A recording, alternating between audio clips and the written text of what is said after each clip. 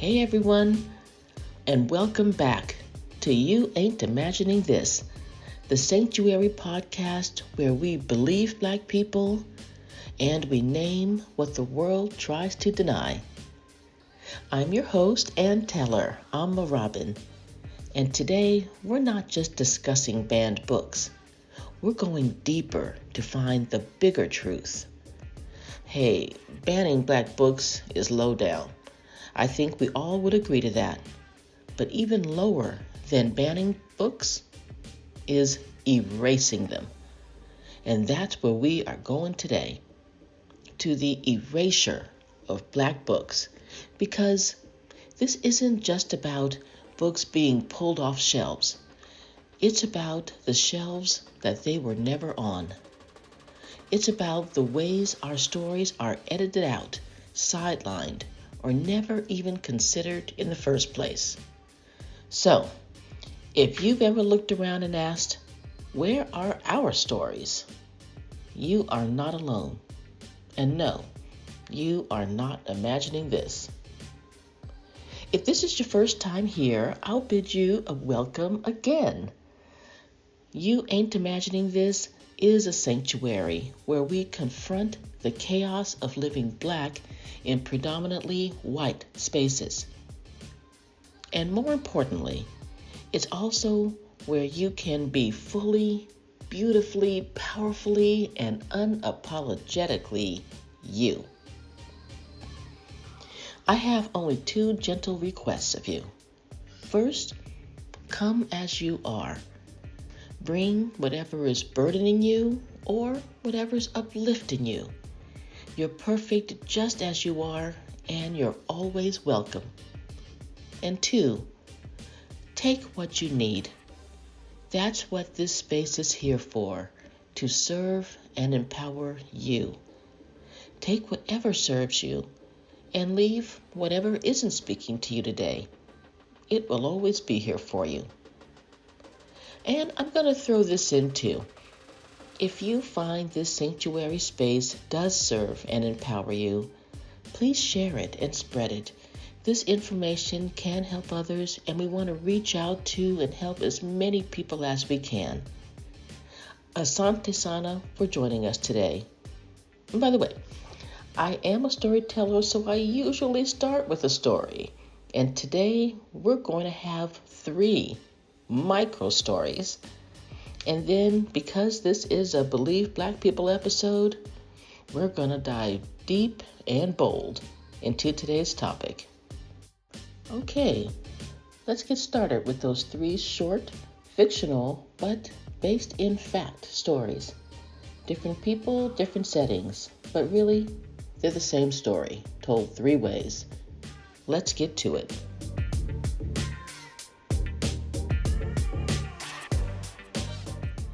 First, the first story, The Classroom Silence.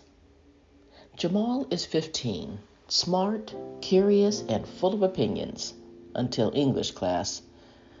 In this class, they're reading Of Mice and Men by John Steinbeck, The Great Gatsby by F. Scott Fitzgerald, and something about a whale.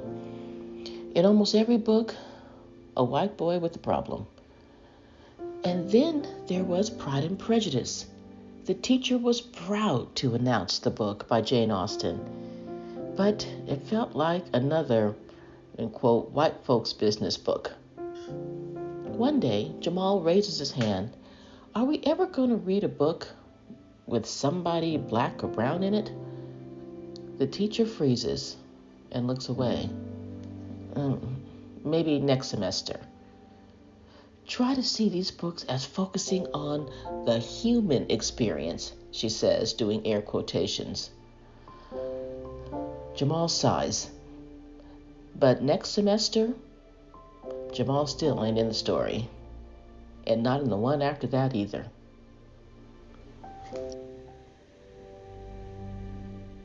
Story 2. The Rejected Manuscript. Shanice is a debut author. Her manuscript? A Black girl hero, a magical kingdom, dragons, and joy. See, walks into the publisher's office in Brooklyn, manuscript in hand, though she's already sent it by email, but she wanted to hold it and look at it like it's her baby, because it is. The editor smiles, flips through it, and says, "It's great, but it feels a little niche." When she hears that word, niche, that's code. Not for quality, not for her imagination, but for the limits of their imagination. They won't say no. They'll say, "Not right now." And not right now becomes never. Story 3, The Library Shelf. A black mother and her daughter walk into a bookstore looking for stories, looking for books. Stories with satin nightcaps, with Sunday dinners, church fans and after-school jokes, locks, laughter, and Big Mama's porch. They search the shelves. Knights, wizards, diaries, dogs, white girls, more wizards. Then finally, one small table is labeled diverse books.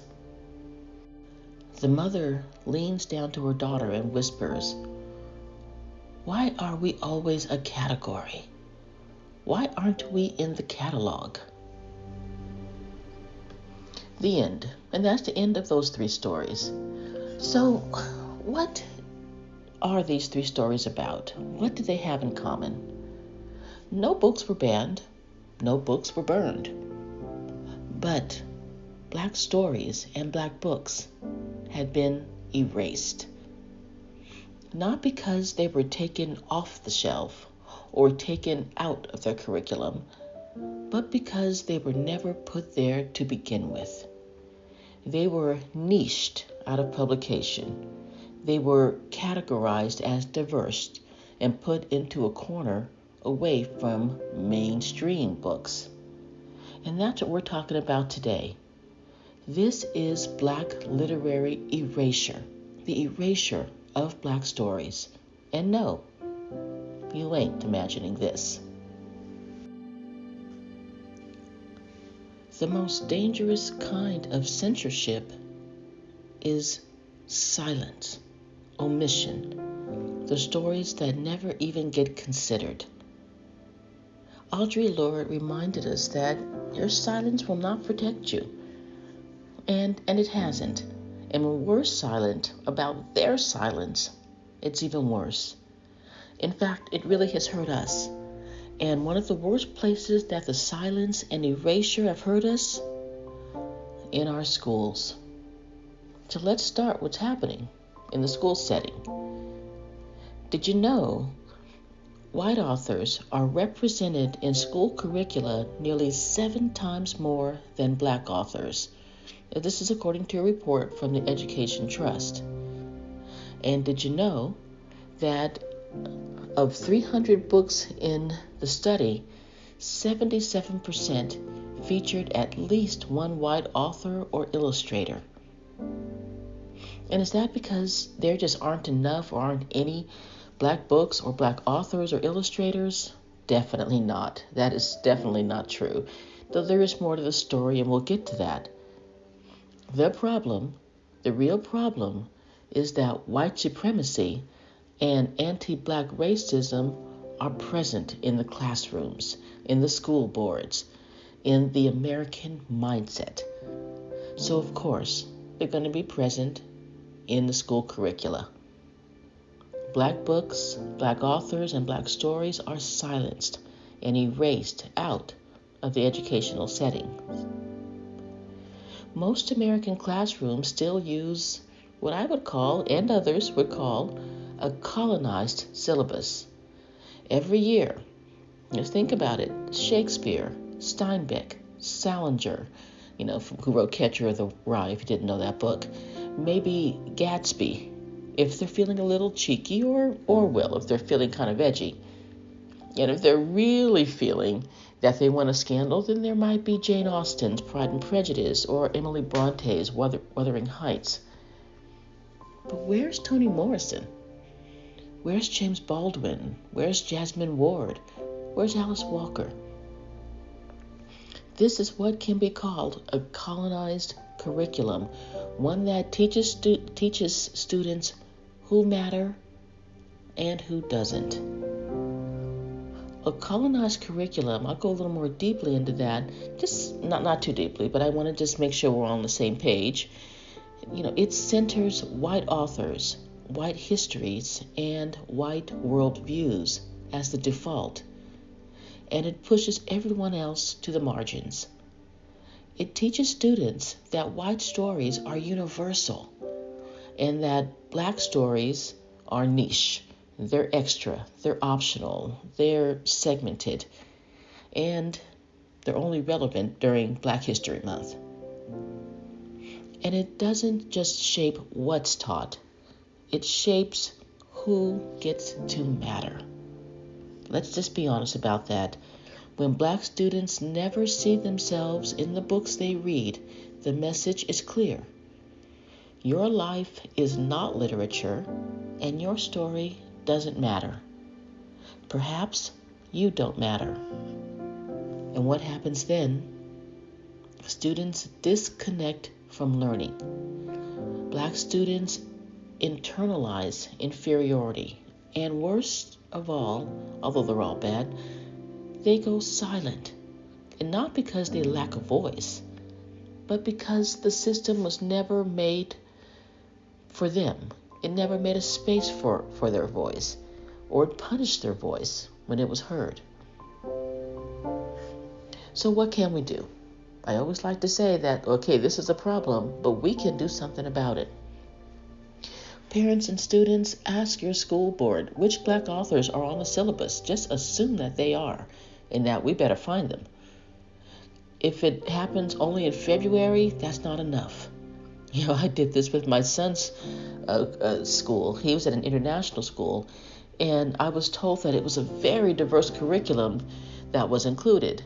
But it was mostly white men and a few white women. One Black writer, one queer writer. I'm glad they were there, but that's not enough, and they know that. Teachers, center Black literature as part of the core, not as a sidebar or as an extra or as something niche. And do not just bring up Black literature during Black History Month. And for everyone, we should build our own canon of Black books. We're going to get into that in just a minute. And then share it, teach it, cite it, and champion it. Because our kids deserve to see themselves as literature. They are literature. Their lives are literature. Every month. Every single month. And this is just the beginning. Let's go a little bit deeper.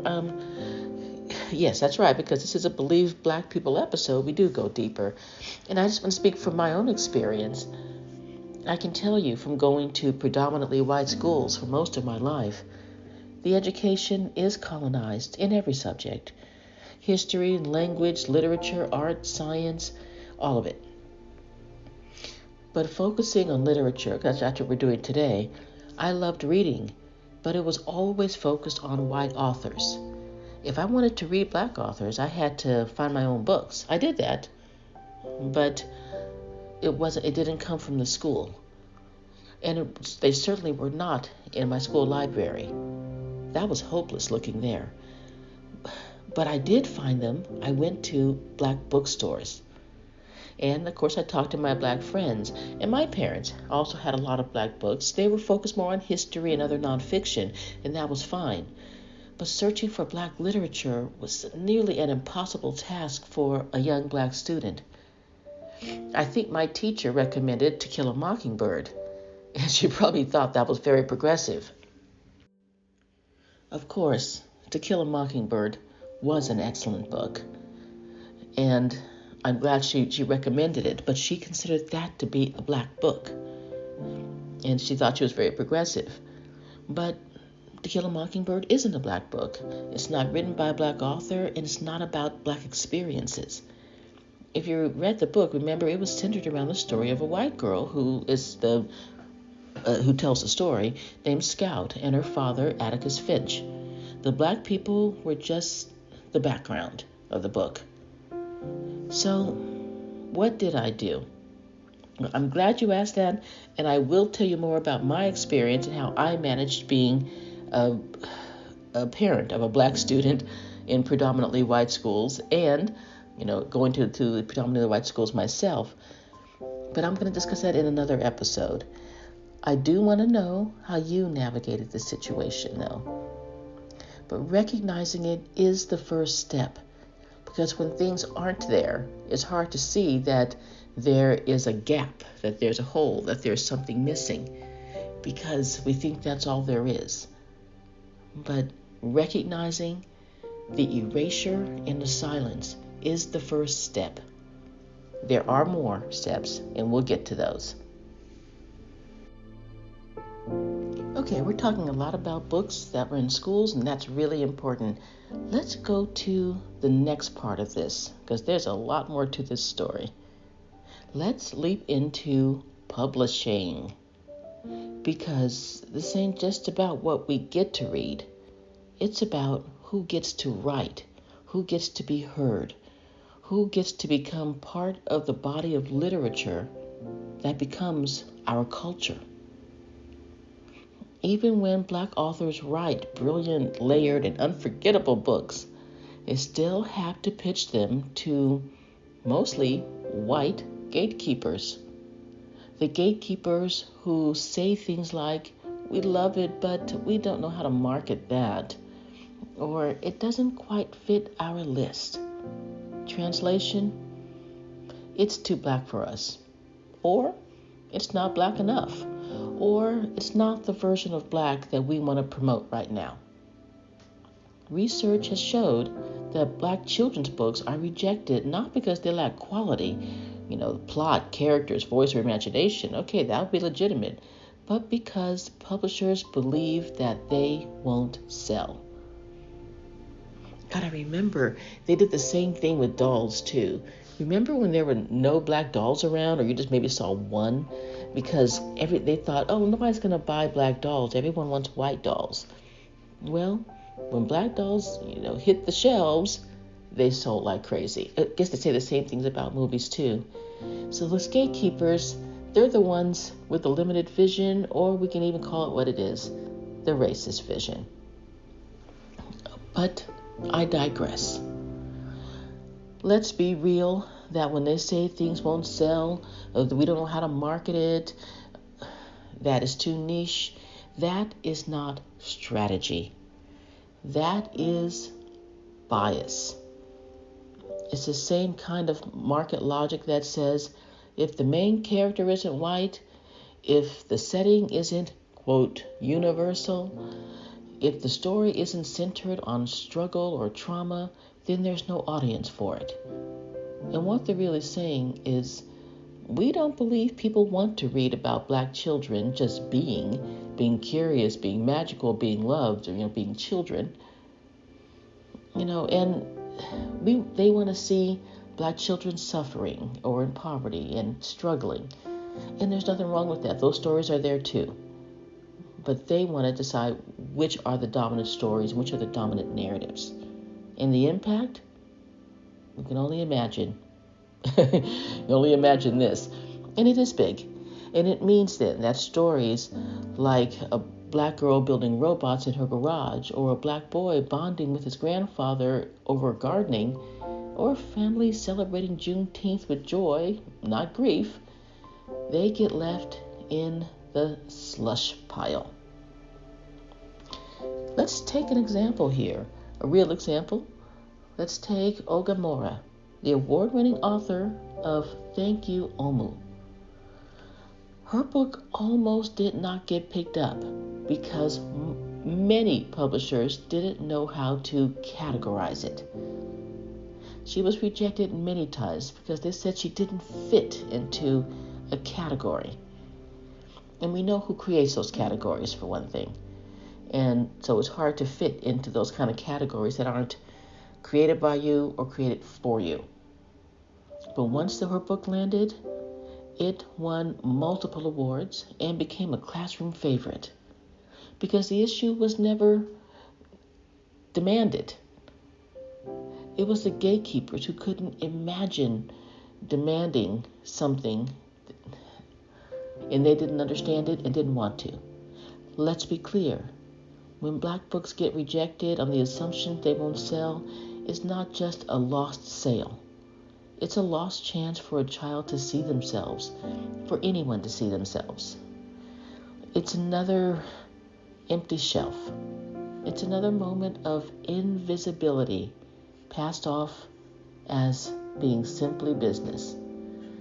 And that's exactly what erasure looks like. Even when we make it through the gate, we're often funneled into a single lane. Trauma, poverty, slavery. And yes, those stories do matter, as I said. And those stories should be told and remembered and cherished. But they are not the only stories. There's space for black joy and sci-fi and Afrofuturism and literary romance and the quiet, brilliant, introspective stories and even the weird genre bending black artsy stories and, yes, gender stories too. What can we do to fight this erasure? What should we do? Should we prove them wrong? Should we show them that we can write great books? Nah, I'm done with that. They know we can. We know we can too. We got to take a different approach, but I'm tired of proving myself to white folks who already know the truth. So what are we going to do? What's this other approach that we can take? Because we're not here to prove anything. We're here to build what they refuse to make space for. If they say our stories won't sell, then we create our own markets. We can publish our own stories. We can back black-owned presses and businesses and bookstores. We can make books for our children that don't beg for permission or approval. Because the problem is not demand. The problem is a publishing system and business addicted to whiteness. So we stop asking, we start creating, and we bring our stories directly to the people, to our people, to everyone. And as I finish this part here, I just want to say this is a reminder from me. Representation isn't diversity for diversity's sake. It is reality. Look around, people. Everyone ain't white. The reality is that this really is a multicultural space. Okay, I want to return to something because I mentioned about the black literary canon. And maybe I need to explain that a little bit more because I saw that people gave me some funny looks. Now this canon it's actually canon spelled with one N. It's not the weapon from the 18th century that blew out cannonballs. This is the canon, C-A-N-O-N. It's that sacred list of great literature. In French, it could be called like the body of work. And I can describe the current American canon of great literature in 3 words: curated, political, and colonized. I could also throw in racist and patriarchal, so I'll do that too for good measure because that really is what it is. And it's why Ernest Hemingway is required reading every year. I read so much Ernest Hemingway. But Toni Morrison, her books, even the Pulitzer Prize-winning books, are considered an elective at best. Which is why Charles Dickens and William Shakespeare are on every English literature reading list, but Lorraine Hansberry and August Wilson are ignored.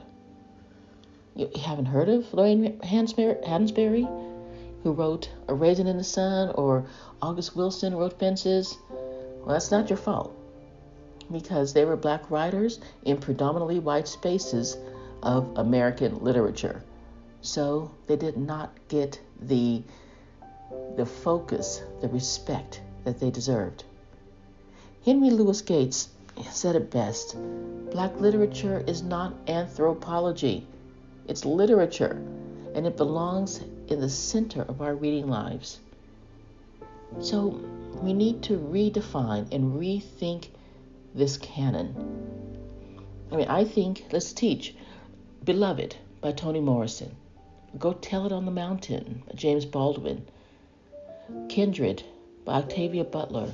The Autobiography of Malcolm X by Alex Haley. And of course, I can never forget The Miseducation of the Negro by Dr. Carter G. Woodson. And in this canon, we can quote great authors and thinkers like Angela Davis, who's written numerous books and analyses on prison abolition, or Audre Lorde, who focused on the master's tools will never dismantle the master's house, and W.E.B. Du Bois, The Souls of Black Folk.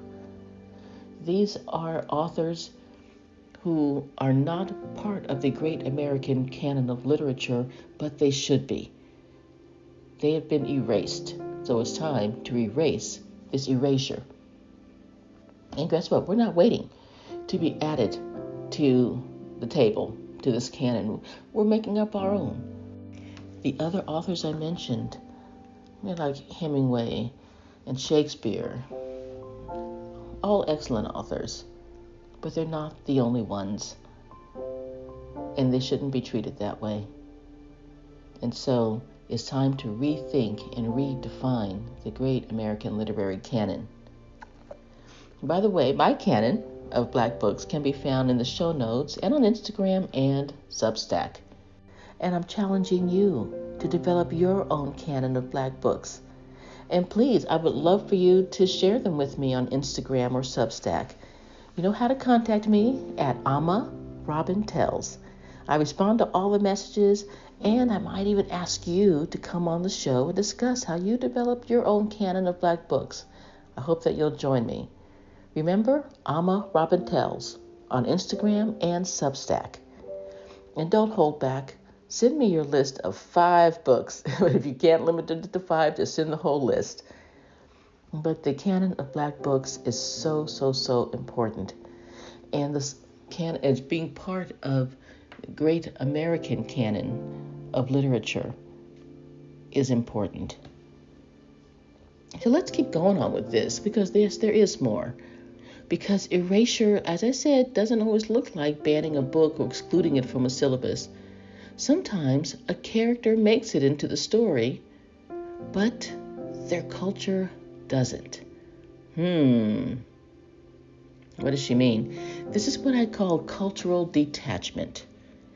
That's when we see a character, she's described, he or she, or they are described as Black, but nothing else about their life, their rhythm, their worldview, their roots, or their reality reflects a meaningful connection to Black culture. It's like the character's Blackness is just skin deep. It's the color that the illustrator gave them, but the soul of who they are has been edited out. They're Black, but not Black. Some examples? Okay, and I think this could be a little bit controversial here, so, feel free to challenge me on this. I'm good with that. But here's what I kind of think. Let's see. Let's say there is a young adult novel, and the main character's name is Aliyah. Here's how she could play out. She lives in a generic suburb. Her family dynamics mirror white nuclear family tropes. She never references Black history. We never see any Black traditions or Black music. We don't think about hair culture, community spaces, food, or even language variation. And we know that there is. There are no aunties or elders or churches or cookouts or barbershops or references to collective cultural experiences. She does not navigate racism, doesn't consider cultural pride or community building. She's just there and Black-colored. And if race is ever mentioned, it's in a vague term, like diverse or different. Basically, she's coded as Black, but written through a white lens. Her character has no cultural grounding. And this, to me, is a way of writing Blackness out of the story. It's like it's there, but it's not there. because black isn't just skin deep. Let's look at some ways that we could rewrite Aaliyah with some cultural depth or connection. Perhaps her grandmother cooks with recipes passed down through some generations. Or her family talks openly about race or history or identity, not just trauma, but also maybe pride and joy. Perhaps she navigates what it means to wear her hair natural at a mostly white school. Maybe she references black music or art or literature or poetry, and not just for decoration, but as part of her identity. Or perhaps she feels connected to a larger community, maybe through church or dance or neighborhood aunties or political awareness. There are so many ways to bring in blackness as a culture rather than just as a color. These things could make Aaliyah not just a black character, but a black cultural being in her story, in the story, because obviously it's someone else's story. We've all seen this. A diverse book with a black protagonist who never references anything about blackness, who never references or navigates racism, who doesn't have aunties, who doesn't celebrate holidays that matter to us, who doesn't go to church, or some other spirituality, who doesn't eat familiar food, who doesn't have conversations with elders, who doesn't even wrestle with identity. I've seen this character as the black best friend, especially in holiday movies. There are no locks or braids or natural hair. There's no language, there's no neighborhood, there's no cultural memory. And when they do mention race, it's vague, detached, as if naming real black life would be too political and too controversial, and that nobody wants to know about that. This is not representation. This is reduction. It's the kind of erasure that happens when black characters are written to be acceptable to white publishing houses or relatable to white mainstream audiences. But what does it mean to be present in a book but disconnected from everything that makes your blackness whole or any reference to your blackness? Because our culture is not a costume. It's a lineage. It's a pulse, a way of moving through the world that holds memory, that holds joy, survival, resistance, love. We come from somewhere. Our names mean something, and our stories come with seasoning. So, when a book includes but strips away our roots, that is another kind of erasure, and I would even go so far as to call it another kind of violence, a quieter one, but just as deep. If a character doesn't have a people, a place, a voice, or a rhythm that feels like ours or that is recognizable, then who's it really for? Okay, that's right. Representation without connection is not progress. It's another form of erasure. So what can we do? What can we do about the lack of going back to the black canon and about cultural detachment? First, we don't have to wait to be added to anyone's canon. We can build our own, but we should demand our space in the great American literary canon. We can name our lineage, claim our favorites. We can teach our children and have our children to build their own canons. And we don't settle for black characters without black culture or black history. We read, we write, and we uplift stories that carry our voice and our rhythm and our roots. If a story has black skin but no black soul, history, or culture, then it's not really a black character. Because when we center our culture in our stories, we're not just resisting erasure, but we're preserving memory and making legacy. And I'll just end this section by saying being black is not just how we look. It's how we remember and how we speak and how we survive together. I realize that part can be very controversial. Call me out on it. I can take it, and I want to have these kinds of discussions. Now we're going to go into kind of what we can do, the general actions that we can take to erase the erasure to drown out the silence and to claim our space. Yes, it is time to act, because this isn't just a book problem. It is a power problem, and it requires all of us to act.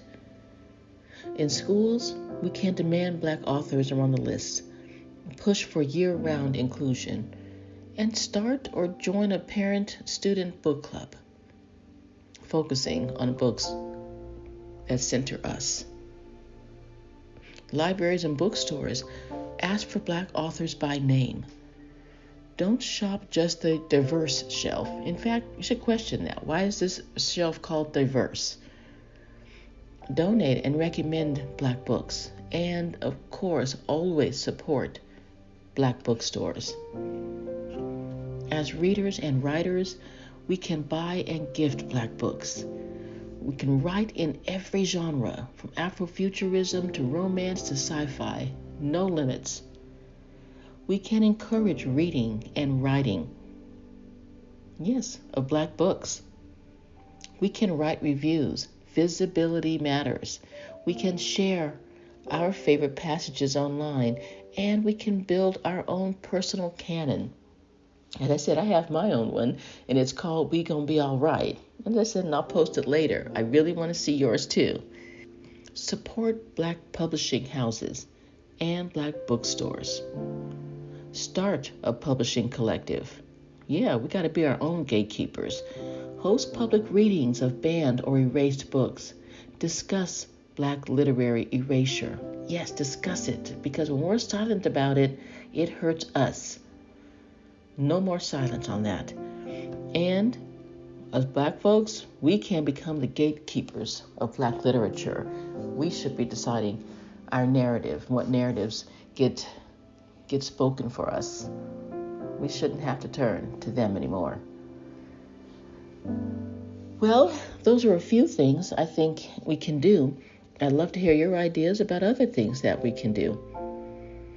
But we have covered a lot of material today, and I hope that we all learned something about Black literary erasure. Sometimes it really is hard to see what's not there, but that's why it's so important to go deeper into these Believe Black People episodes, and I hope that you'll join me for more of them later on too, because we're going to keep bringing it.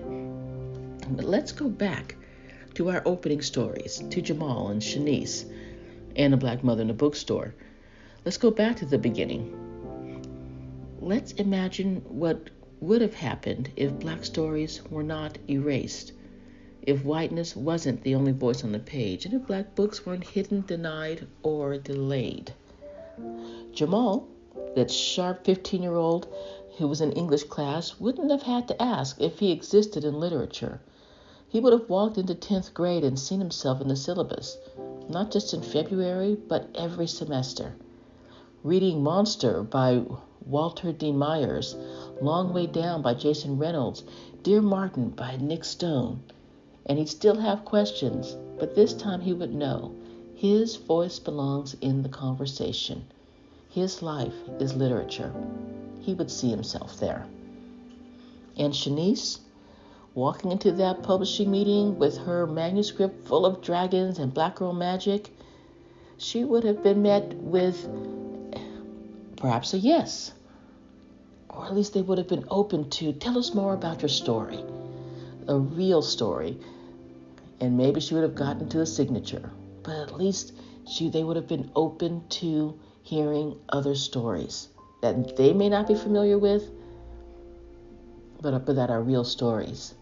And not just because her book was a trend, but because it's visionary. And her story could have hit the shelves the following fall, right next to Tolkien, J.K. Rowling, and Jemison. Not in the special section, but right where the best fantasy stories live. And the Black mother and child in the bookstore. The Black mother would have seen her daughter's joy reflected not just in a corner labeled diverse, but throughout the store. Her little girl could pick up books where the main characters wear twists and live in brownstones and ride unicorns and time travel through Harlem. she wouldn't have to ask, why aren't we in the catalog? Because she'd already know. We are in the catalog. And the pride she would have felt in that is unspeakable. It's just so uplifting. Well, that is all for today. And I hope that you've enjoyed this as much as I have. Before you go, please don't let this episode fade. I'm going to ask you to carry it and share it with someone who needs a reminder that Black stories matter and that erasure does not get the last word. And please, I want to hear from you. I want to hear about your 5-book Black literary canon, to put it on Instagram or Substack, or send it to me as a DM at Alma Robin Tells. Use the hashtag, please. Hashtag Black Book Canon. Let's flood the timeline with books that build us. Books that made us feel seen. Books that show us what's possible. And if this episode spoke to you, please leave a comment or send a message. Let's start a conversation. This space is a sanctuary. It's a meeting ground and a movement, and you are always welcome here. So until next time, read Black, remember Black, teach Black, fund Black, cherish Black, and reclaim Black. Because when it comes to Black, you ain't imagining this. Ashe, community.